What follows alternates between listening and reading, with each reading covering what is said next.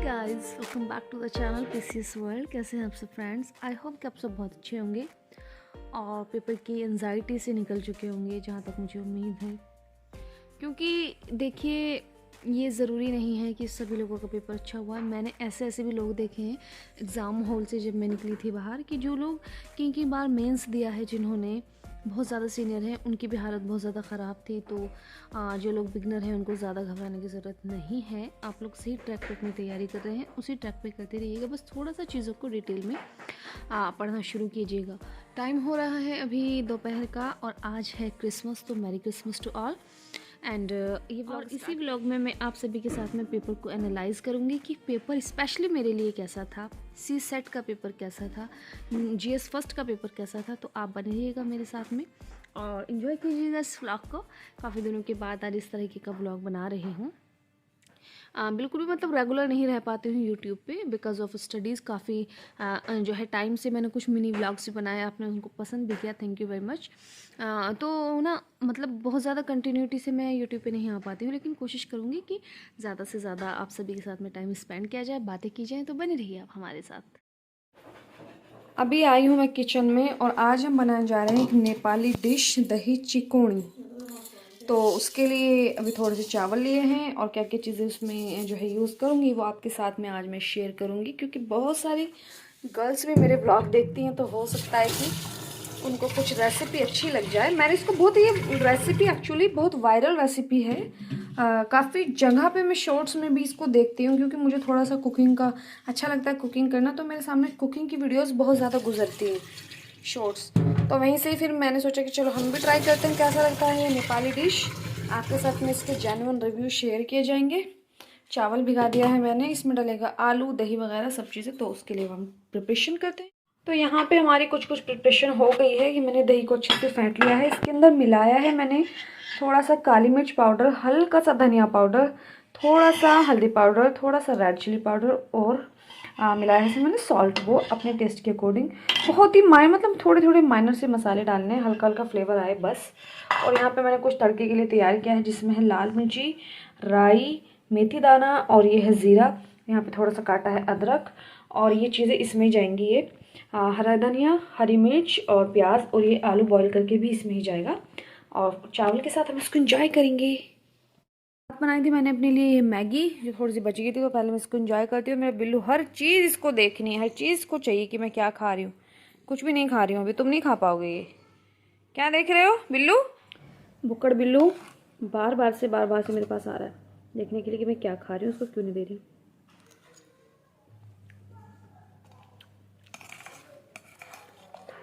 आपको जो है मसाला वाली मैगी पसंद है या फिर सूप वाली मैगी पसंद है, मुझे कमेंट करना ज़रूर। आप लोग सोच रहे होंगे मैं कैसा ब्लॉग बना रही हूँ, उसमें कोई पढ़ाई का नहीं दिखा रही हूँ, लेकिन मैं भी 2 से 4 दिन के लिए फ्री हूँ। तो अभी इस तरह की कोई बात नहीं होगी। हालांकि इस ब्लॉग में मैं पेपर का एनालाइज ज़रूर करूँगी, उसका आप ज़रूर देखिएगा। गाइस हमारा दही चिकौनी बनके बिल्कुल रेडी हो गया है। उसमें मैंने मिक्स किया है उबला हुआ आलू, बाकी चीज़ें तो मैंने आपको दिखाई थी। और बस ऊपर से तेल, मस्टर्ड ऑयल का मैंने जो है इसमें तड़का लगाया बढ़िया सा। और यहाँ पे बनाया है मैंने ये चावल, इसके साथ में इसको एंजॉय करेंगे। और बहुत ही ज़्यादा लजीज, सच में मैंने इसको खा के देखा है, बहुत ही अच्छा है। चावल के साथ खा के आपको इसकी रेटिंग देती हूँ। अभी आज हम जा रहे हैं छत पे खाना खाने के लिए, बहुत अच्छी धूप निकली है वहाँ। और मैंने अभी नमाज़ पढ़ ली है, यहाँ की लाइट ऑफ कर देती हूँ और अब चलते हैं ऊपर छत पे। सो हे एवरीवन, कैसे हैं आप सब फ्रेंड्स? आई होप कि आप सब बहुत अच्छे होंगे। और जैसे कि मैंने इस वीडियो में कई बार ये चीज़ बोली है कि जो है मैं पेपर को एनालाइज करूँगी, पेपर कैसा था। और आप सभी से मैं ये चीज़ भी शेयर कर दूँगी आज ही कि ऑफिशियल आंसर की, जैसे कि सभी को पता है कि वो जो है रिलीज़ हो गई है, उसके अकॉर्डिंग मेरा स्कोर क्या है और चीज़ें क्या क्या हुई हैं, वो सभी चीज़ें। ये व्लॉग जो है ना मैंने स्टार्ट किया था 25 दिसंबर में। आपने देखा भी होगा कि जो लास्ट क्लिप है ना, मैंने वहाँ पे मैरी क्रिसमस बोला है।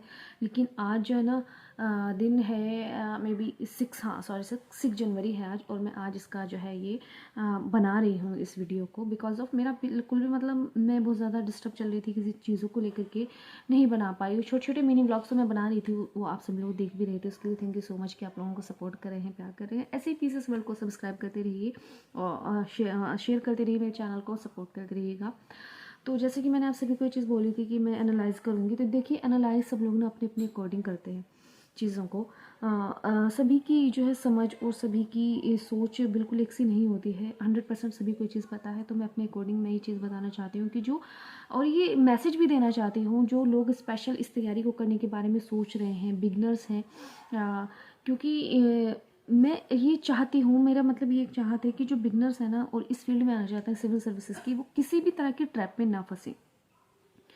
फर्स्ट ऑफ ऑल, एग्ज़ाम का लेवल बहुत ज़्यादा एडवांस था, ये सभी को पता है। ये मैं नहीं कह सकती हूँ, ये हर एक वो बंदा कह सकता है जो मतलब बहुत सालों से भी इसकी तैयारी कर रहा है। हालांकि मुझे तो इतना बहुत ज़्यादा लंबा मेरी जर्नी नहीं, मैंने 2022 वाला फर्स्ट अटैम्प्ट दिया था, उसके बाद 2023 वाला दिया, और अब दिया है it was my third attempt. और उससे भी ज़्यादा मतलब मैं कुछ लोगों से जैसे कि सेंटर के बाहर भी मिली हूँ, कुछ लोग ऐसे भी थे जो 2017 या 18 से लगातार मेंस भी लिख रहे हैं, तो उन्होंने भी यही चीज़ें मतलब बताई थी कि पेपर का जो लेवल था ना वो बड़ा एडवांस लेवल का था। हालांकि हम इस चीज़ को ये नहीं बोलेंगे कि बहुत ही अच्छा लेवल का पेपर था, लेकिन मैं पर्सनली अपनी बात बताऊँ तो मुझे पेपर का लेवल अच्छा लगा। मतलब मुझे ऐसा लगा कि पेपर इसी टाइप का सेट होना चाहिए। हालांकि टाइम कम था, पेपर बहुत ज़्यादा लेंदी था, ये बात बिल्कुल मैं इस बात से बिल्कुल एग्री करती हूँ कि पेपर इतना ज़्यादा लेंदी था कि वो 2 घंटे में सॉल्व करने वाला नहीं था। मैं अपनी बात बताऊँ आपको कि जब 1 घंटा और 30 मिनट हो गए थे जब मैं अपनी फर्स्ट रीडिंग कंप्लीट कर पाई थी, और मैंने OMR में जो है वो फिल कर दिया था। लेकिन जब तक मैं 80 या 85 क्वेश्चन तक ही पहुँची थी, मेरे पास और भी मुझे काफ़ी मतलब अटैम्प्ट करने थे, क्योंकि मुझे ऐसा लग रहा था कि इन अटैम्प्ट में मेरा क्लियर नहीं हो पाएगा। लेकिन मेरे पास सिर्फ 30 मिनट थे। अब उसमें मैं चीज़ों को पढ़ूँ या फिर चीज़ों को जो है वहाँ पे फिल करूँ, बहुत सारी चीज़ें थी, तो उसमें मेरे कुछ सिली मिस्टेक्स हुए हैं। लाइक हमें पता है, हम पीसीएस का जो एग्ज़ाम देते हैं उनको ये चीज़ पता है कि वहाँ पर 4 ऑप्शन रहते हैं, ABCD आंसर में। स्टेटमेंट वो अलग छोड़ दीजिए। तो फर्स्ट वाले स्टेटमेंट में क्या लिखा रहता है कि जो 1 स्टेटमेंट है उस पर लिखेगा A, B वाले पे लिखेगा 2, और C वाले पे लिखेगा A और B दोनों, और D वाले पे लिखेगा ना तो 1 ना तो 2। यही होता है जनरली, मैंने भी 20-25 साल के पेपर में पढ़ के गई थी, सभी में ऐसा ही था। लेकिन इस बार जो कमीशन ने जो खेल किया है वो यहाँ पे किया है कि ऐसा बिल्कुल भी नहीं था। सी पे पड़ा था ऑप्शन A, बी पे पड़ा था A और B दोनों, मतलब इस तरीके से चेंजेस थे। तो जब मैं लास्ट टाइम 30 मिनट में मुझे 70 क्वेश्चन को सोचना भी था, देखना भी था, पढ़ना भी था, सॉल्व भी करना था और फिल भी करना था, तो वहाँ पे कुछ 4-5 सिली मिस्टेक्स मैंने ये किए हैं कि मुझे जल्दी में ऐसा लगा A और B तो C पे पड़ा होगा, तो मैंने जाके वहीं पे टिक कर दिया। तो ऐसी चीज़ें हुई हैं। तो नेक्स्ट जब हम अटैम्प्ट देंगे या आप भी देंगे, ये ध्यान रखना है, ऑप्शन को बहुत ही अच्छी तरीके से एक बार चेक करना है कि हम जो ऑप्शन लगा रहे हैं कि वो वहाँ पे है या नहीं है। फर्स्ट चीज़ ये। सेकंड चीज़ कि जो एक्सप्लेनेशन और रीज़न वाले जो क्वेश्चन होते हैं उनमें पता है कभी ऐसा लगता है कि एक्सप्लेनेशन कर रहा है, कभी नहीं कर रहा है। मेरे साथ तो ऐसा हुआ, जिसमें मैंने करा ये उसमें आयोग ने नहीं करा है, जिसमें आयोग ने करा उसमें मैंने नहीं की। ये इंसान सब अपनी अपनी सोच के और क्षमता के अकॉर्डिंग करते हैं। आयोग के आंसर मान लेता है, वो उसका हम नहीं कह सकते, उस पर क्लेम भी नहीं किया जा सकता है ज़्यादा। खैर वो एक अलग टॉपिक है कि क्या करना चाहिए बिगनर्स को या हम जैसे लोगों को जिन्होंने 2-3 अटैम्प्ट दिए हैं इस एग्ज़ाम के लेवल को देखते हुए। सबसे पहली बात कि इन 200-400 रुपये में बिकने वाली, टेलीग्राम पर बिकने वाली इन सस्ती और घटिया PDF के चक्कर में बिल्कुल भी नहीं पड़ना है। जी हाँ, मैं ऐसे वर्ड यूज़ कर रही हूँ तो उसके लिए आई एम सॉरी, लेकिन मैं यही कहूँगी कि ये चीज़ें सिर्फ हम लोगों का ना फ्यूचर ख़राब ही करेंगी और कुछ भी नहीं करेंगी। क्योंकि एक साल कितना मुश्किल से आता है ना, वैसे तो लगता है कि साल गुजर रहे हैं, लेकिन जब कोई इंसान प्रिपरेशन करता है, फाइनेंशियली भी जो है परेशान होते हैं एस्पिरेंट, ऐसी बात नहीं है। और सबसे बड़ी बात है वक्त हमारा जो ज़ाया होता है ना, तो वो चीज़ें लौट के नहीं आती हैं। तो मैं बस जस्ट यही कहना चाहती हूँ कि ये जो दावा करते हैं ना कि यहाँ से हमारे यहाँ सवाल आए, यहाँ से सवाल आए, यहाँ से आएंगे, ये कोर्स ले लो, वो कोर्स ले लो, इतना सस्ता उतना सस्ता, कुछ भी नहीं करना है। जस्ट स्टैंडर्ड बुक्स जो आपको आयोग ने सजेस्ट किया है वही आपको पढ़ने रहे, बार बार पढ़ने हैं, और NCERT पढ़ना है, स्टैंडर्ड बुक्स पढ़ने हैं। उसके बाद अपने खुद के शॉर्ट नोट्स उनसे तैयार करने हैं। जितने आप अपने बनाए हुए नोट से अच्छा कर सकते हैं, दुनिया का कोई भी किसी भी सेंटर का, चाहे वो कितना भी क्लेम क्यों ना करते हों, वो भी आपके इतने काम नहीं आएंगे जितने आपके सेल्फ मेड नोट्स काम आएंगे। तो आपको अपने सेल्फ नोट्स बनाने हैं, बहुत ही अच्छे से उनको प्रिपेयर करना है और उनका ही बार बार से फिर रिवाइज करना है। सेकंड चीज़, करंट अफेयर्स के लिए हम क्या देखते हैं कि मार्केट में पीसीएस के लिए स्पेशली ये चीज़ पॉपुलर है कि आप एक वो आई दृष्टि वाली जो बुक आती है उसको पढ़ेंगे और हमारा हो जाएगा। लेकिन इस बार कमीशन ने सबको चौंकाया है ये दिखा करके कि वहाँ से ज़्यादातर, वैसे मैंने नहीं पढ़ी, मैं नहीं कह सकती हूँ, ये मैं सुना हुआ बता रही हूँ लोगों का, कि वहाँ से बहुत ज़्यादा सवाल देखने के लिए नहीं मिले। मैं सब लोग जब ये आई दृष्टि आई थी तो बड़ा मतलब हाइप कर रहा था इस चीज़ को लेकर के, तो सब ने मुझे बोला कि तुम भी ले लो। मैं भी सोच रही थी, सीरियसली मैंने भी सोचा था कि मैं ले लूँ, लेकिन मैंने इसलिए नहीं ली क्योंकि मुझे अपने नोट्स पे पूरा भरोसा था, क्योंकि मैं डेली बेसिस पे क्लास करती हूँ, नोट्स बनाती हूँ, तो मैंने नहीं ली। और मुझे पूरा विश्वास था कि जो मेरे नोट्स हैं वो बहुत अच्छे काम आने वाले हैं, तो मैंने वहीं से पढ़ा। और आपको मैं बताऊं कि मुझे बहुत ज़्यादा फ़ायदा हुआ, करंट अफेयर में मुझे बहुत ज़्यादा प्रॉब्लम नहीं हुई। तो ये कहना चाहती हूँ इस बात के पीछे कि आप अपने खुद के नोट्स बनाइए। उसके लिए जो है ना, मैं ये नहीं कह सकती कि आप यहाँ से पढ़िए यहाँ से पढ़िए, जहाँ से भी पढ़िए, लेकिन कम से कम 2 सोर्स आपको फॉलो करने पड़ेंगे। एक सोर्स से आप करंट अफेयर्स का इतना वाइड एरिया होता है कि आप नहीं उस चीज़ को एक सोर्स से कभी भी कवर कर सकते हैं। 2 सोर्स से करने के बाद भी आप 95 तक की एक्यूरेसी लेके जा सकते हैं, उससे ज़्यादा नहीं, क्योंकि कुछ चीज़ें ऐसी होती हैं जो हमारी समझ से बाहर होते हैं। कुछ क्वेश्चन कुछ आयोग बनाता ही है कुछ इस स्टाइल के कि वो किसी के लिए करने के लिए नहीं होते हैं। तो अगर आपको 90 से 95 एक्यूरेसी करनी है तो आप खुद के नोट्स बनाइए और उनको बार बार से रिवाइज कीजिएगा। इन शॉर्ट बता दूं कि फालतू के ऑनलाइन बिकने वाले बैचेस के चक्करों में बिल्कुल नहीं पड़ना है। पीडीएफ से दूर रहना है। आप अपने हैंडमेड नोट्स बनाइएगा, स्टैंडर्ड बुक्स को फॉलो करिएगा, एनसीईआरटीज़ को फॉलो करिएगा। करंट अफेयर्स के लिए कोई भी 2 सोर्सेज अपनी लाइफ में फॉलो करिएगा। उसके लिए आप कोई मैगजीन भी प्रेफर कर सकते हैं, मैं मैगजीन के लिए मना नहीं करूँगी। और अगर आप मुझसे पूछेंगे कि मेरा सोर्स क्या है तो भी मैं आपको बता देती हूँ कि मैं जो है दृष्टि पीसीएस पे एक सर आते हैं, केवल सर, डेली आते हैं वो। उनका पढ़ाने का स्टाइल एक्स्ट्रा लेवल का है, मुझे बहुत अच्छा लगता है उनका पढ़ाना करंट अफेयर।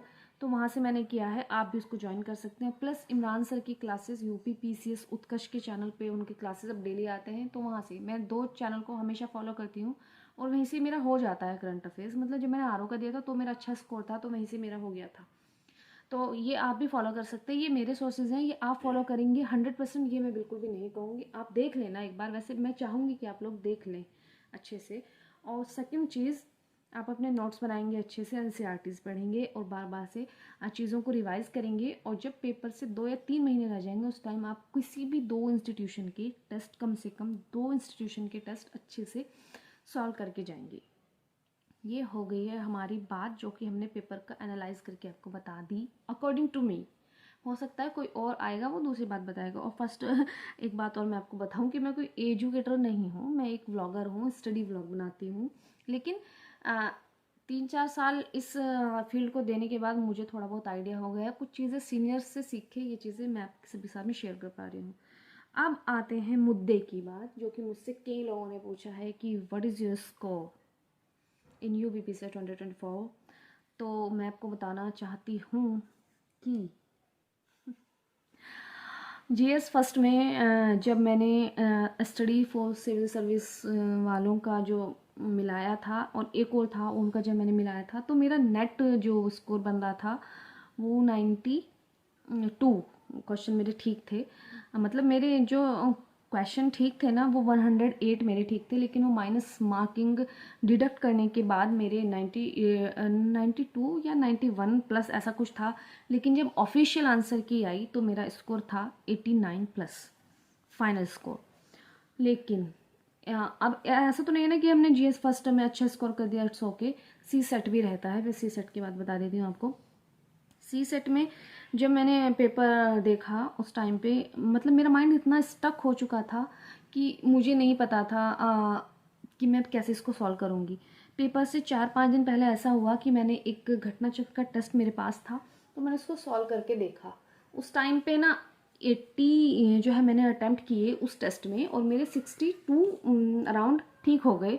तो भी जब मैंने उनको जो है माइनस करके देखा तो मेरा अच्छा खासे नंबर आया, तो मुझे लगा सी सेट मेरा अच्छा है और मैं इसको रहने देती हूँ, मैं सिर्फ जीएस पे फोकस करती हूँ। क्योंकि मैंने 2 बार का फेलियर देखा हुआ था, मुझे पता था कि जो है मुझे जीएस में फेल नहीं होना है किसी भी तरीके से, मुझे जीएस को बहुत अच्छे से करना है, सी सेट में कर लूँगी, मुझे ये था बिलीव अपने ऊपर कि मैं कर लूँगी।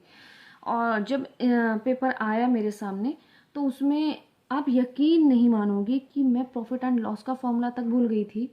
क्योंकि मैंने मतलब जो लास्ट वाला पेपर था GS1 का, मुझे ऐसा लग रहा था मैंने पूरे साल इतना पढ़ाई किया, 1 साल 1.5 साल मैंने इतना ज़्यादा पढ़ाई किया, पता नहीं मेरा पेपर कैसा हुआ। हालांकि मेरा पेपर बहुत अच्छा हो गया था, लेकिन मैं नहीं उस चीज़ को समझ पा रही थी, क्योंकि इतना लेंदी पेपर था, वो सभी चीज़ें होके दिमाग मेरा इतना डिस्टर्ब हो गया कि मुझे पता ही नहीं चला कि मेरा पेपर कैसा हुआ है। बस उसी टेंशन में ना CSET का पेपर जब मेरे सामने आया, तो मैं मैथ तो मुझे आती नहीं है वैसे ज़्यादा, पर मैं अरिथमेटिक थोड़ा थोड़ा कर लेती हूँ फिर भी। तो उस टाइम पे ना मुझे वो प्रॉफिट परसेंटेज का फॉर्मूला याद नहीं आया, मुझे एवरेज का फॉर्मूला याद नहीं आया, मुझे मीन और मीडियम निकालने तक की चीज़ें याद नहीं है, जो मैंने मतलब बहुत पढ़ा है, ऐसी बात नहीं है, बहुत पढ़ा है, मेरा बहुत ठीक हो जाते थे। तो फिर मैंने सोचा मैथ को साइड करती हूँ, इसको तो बिल्कुल ही हटा देती हूँ, रीजनिंग भी हटा देती हूँ, मैं हिंदी करूँगी, इंग्लिश करूँगी और कम्युनिकेशन करूँगी, क्योंकि मैंने BCom और MCom में कम्युनिकेशन पढ़ा था। तो मुझे लग रहा था कि वहाँ से मैं निकाल लूँगी 33 सवाल, कोई बड़ी बात नहीं है, मैं कर लूँगी उस टाइम पे, मुझे ऐसा लगा। अब मैंने हिंदी का पैराग्राफ कर लिया, ठीक था वो, कितने जितने भी सवाल थे हिंदी के काफ़ी ठीक थे मेरे। उसके बाद इंग्लिश के मैंने 3-4 सवाल किए, मुझे ज़्यादा नहीं आते थे, तो मैंने बस वही किए थे। और फिर मैंने पूरा का पूरा कम्युनिकेशन किया। मैंने 49 अटेम्प्ट किए, टोटल मिला के 49 अटेम्प्ट किए, और उसमें से ज़्यादातर मेरे मैंने कम्युनिकेशन वाला किया था पार्ट। तो मुझे लग रहा था मेरा ठीक होगा, क्योंकि ऑलमोस्ट मेरा ऐसा होता है, मेरा कम्युनिकेशन वाली क्वेश्चन ठीक हो जाते हैं। जब मैं मतलब क्विज़ वगैरह लगाती टेलीग्राम पे, वहाँ पे भी ठीक हो जाते थे, और जब मैंने टेस्ट लगाया वहाँ पे भी ठीक हो जाते थे, और मैंने पढ़ा हुआ था कम्युनिकेशन BCom MCom में, तो मुझे लगता था ये मेरा ठीक है। आती है जब आंसर की, मैंने फर्स्ट पे मिलाया GS फर्स्ट, तो मुझे लगा ठीक है ये तो हो जाएगा, कोई दिक्कत नहीं, मैं बड़ी खुश थी उस टाइम की हो जाएगा। जब मैंने CSET मिलाया, तो उस टाइम पे जब मैंने ऑफिशियल से नहीं मिलाया था, चैनल से मिलाया था किसी से, मैंने आपको बताया था GS फर्स्ट में जहाँ से मिलाया था, तो वहाँ पे मैं पास थी, 34 क्वेश्चन मेरे नेट बन रहे थे। लेकिन जब मेरा ये आया, ऑफिशियल आया, तो मेरे 31.67 बना टोटल स्कोर, मतलब नेट क्वेश्चन 31.67 क्वेश्चन बने 49 अटैम्प्ट करने के बाद। लाइन लगा के जितने भी थे ना कम्युनिकेशन वाले, सब गलत, टोटली गलत हुए हैं। अब इतनी सी मेरी मिस्टेक से मेरा पूरा ही ईयर बर्बाद हो गया, पूरा साल ख़राब हो गया। अब मतलब आप लोग ये सोच रहे होंगे कि मैं कितना इजीली ये चीज़ बता रही हूँ, लेकिन ये चीज़ मैं आज पेपर को 15 दिन हो चुके हैं, और 16वें दिन मैं ये चीज़ रिकॉर्ड कर रही हूँ। मतलब आज मैं इस स्थिति में हूँ कि मैं आपको नॉर्मली ये चीज़ बता रही हूँ कि I am failed in 2024। But अब इससे ये नहीं हो जाता है कि जो है मतलब मैं तैयारी छोड़ दूँगी या मुझे तैयारी नहीं करनी है, ये बहुत सारी चीज़ें हैं ऐसी, क्योंकि ये चीज़ मुझे करनी ही है, मुझे 100% ये करना ही है। मैंने अपने आप से वादा किया हुआ है कि मुझे ये चीज़ करनी है। बस सिर्फ मैंने CSET से ये सीखा है कि आपकी लाइफ में कोई भी चीज़ हो ना, वो कितनी भी इजी आपके सामने क्यों ना लग रही हो, लेकिन अगर वो आपके सामने चुनौती बन के आती है ना, तो उसको कभी भी आपको इजी नहीं छोड़ना चाहिए। यही मिस्टेक हमें ज़िंदगी में हार का सामना करना पड़ता है, और यही हुआ है कि अगर मैं CSET को देख लेती, या उस दिन जिस दिन मैंने वो टेस्ट लगाया था उस दिन मेरे नंबर अच्छे नहीं आते, तो शायद मैं 2 4 10 टेस्ट और लगा लेती और मेरा स्कोर बेटर हो जाता, या मेरे सामने से कुछ मैथ के फॉर्मूले वगैरह गुजरते तो मुझे याद आ जाते, ऐसा हो सकता था, लेकिन नहीं हुआ। तो कुछ भी नहीं कह सकती हूँ मैं इस बारे में। अब जिसको जो भी बोलना है, मुझे पता है बहुत सारे लोग बोलेंगे कि हाँ यूट्यूबर हो, यूट्यूब पे जब तक रहोगे ऐसे ही होता रहेगा, लेकिन मैं इस चीज़ को बिल्कुल नहीं बिलीव करती हूँ। मुझे ऐसा लगता है जो लोग 8-8 10-10 घंटे जॉब करते हैं वो भी इस एग्ज़ाम को निकालते हैं, ऐसी बात नहीं है। और मैं तो इतना ज़्यादा कंटिन्यू भी नहीं रह पाती हूँ यूट्यूब पे, और अब मैं कंटिन्यू रहूँगी, क्योंकि ये मुझे मैंने एक इसको भी एक प्लान B की तरह मुझे लेना है, क्योंकि मुझे ऐसा लगता है कि मुझे यहाँ पे भी बहुत सारा काम करना है यूट्यूब पे। तो मुझे इस चीज़ से तो बिल्कुल फ़र्क नहीं पड़ेगा कि लोग बोलेंगे कि तुम एक यूट्यूबर बन के रहोगी, मुझे कोई प्रॉब्लम नहीं है उस चीज़ से। खैर मुझे ये सब चीज़ें शेयर करनी थी, पेपर को एनालाइज करना था और अपना अपडेट देना था, क्योंकि जब आप लोग मुझसे जुड़े हैं तो you are a family member, तो मैं नहीं चीज़ों को उल्टा सीधा बता सकती हूँ या छुपा सकती हूँ। मुझे अच्छा भी नहीं लगता यार, जो सच है वो सच है। मैं नहीं कर पाई, कुछ कमी होगी मुझ में जो मैं नहीं कर पाई, तो मैंने आपको बता दी, और बस मैं क्या कर सकती हूँ, सिर्फ उसको सुधारने की कोशिश कर सकती हूँ, तो करूँगी मैं कोशिश और सुधारूँगी भी। इस जर्नी में आई वांट योर सपोर्ट, तो प्लीज़ आप लोग जो है जो भी बोलना है, मुझे ऐसा नहीं है कि मुझे पॉजिटिव ही कुछ, आप लोग मेरे लिए नेगेटिव बोलिए या कोई भी सजेशन अगर आपको लगता है कि हाँ मैंने ये चीज़ करने से मेरे फ्यूचर के लिए वो चीज़ बेटर होगी, तो आप मुझे ज़रूर से सजेस्ट कीजिएगा। कमेंट बॉक्स ओपन है, आप लोग प्लीज़ मुझे सजेस्ट कीजिएगा कुछ कि मुझे क्या करना चाहिए, कैसे चीज़ों को टैकल करना चाहिए ताकि कुछ मैं ईजी बना सकूँ। और पता है इस बार ये लग रहा था कि मेंस 2 साल हो गए हैं पढ़ते पढ़ते, मेंस काफ़ी अच्छा हो चुका है, बस ये प्री क्लियर हो जाए तो मेंस में अच्छा परफॉर्म करूँगी। लेकिन एक बार फिर से मुझे प्री के लिए पढ़ना पड़े, मुझे मतलब बहुत अफसोस होता है इस चीज़ का कि मैं कब तक प्री पढ़ती रहूँगी, समझ नहीं आ रहा है मुझे। तो बस यही कहना है मुझे, और अभी बंद कर रही हूँ ये वीडियो। फिर मिलूंगी नेक्स्ट वीडियो में, तब तक के लिए आप अपना ख्याल रखिए, खुश रहिए, और जो भी सजेशन हो मेरे लिए इस वीडियो के नीचे कमेंट बॉक्स में ज़रूर से जो है मुझे बता के जाइएगा। थैंक यू वेरी मच, आपने मुझे सुना, और मिलती हूँ आपसे फिर। बाय।